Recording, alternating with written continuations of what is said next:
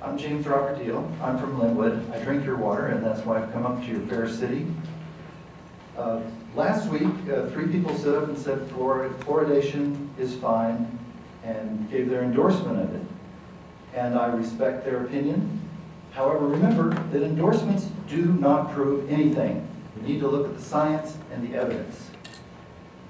So the CDC is the main promoter of fluoridation, and the CDC admits on its website that the effect, if any, is topical, not by drinking it, and that the effect occurs after tooth eruption, not when the infant has no teeth. So I've got that document in here. I want to just walk you through these documents that I've brought with me. So the next document says, answers one question: why do we do such a thing? And this 1983 letter from the EPA explains, well, there's 2 reasons. One is we believe this myth that it's good for the teeth, but second, we've got all this toxic waste we want to get rid of.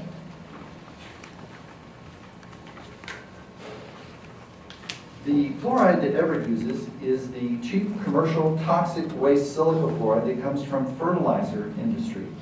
So the next document is an email from Tom Thetford that says that. And the next document is a bid, a request for bid for 500 tons of silica fluoride to be delivered every year.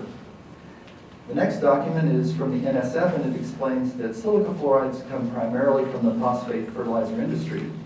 The next document is from George Glasser, who explains that phosphate ore contains pretty much every element on the periodic table, lots of fluoride, but also lead, arsenic, uranium, polonium, and in microscopic amounts these are all present in the slurry liquor that goes into our water. The CDC recently proposed to lower the level of fluoride added from 1 part per million to 0.7. They're going to lower it 30%. Why did they do this? Because of the next study, which is from Beltran Aguilar, who said 41% of the kids now have some form of fluorosis. 8% have mild fluorosis, 3% have severe fluorosis.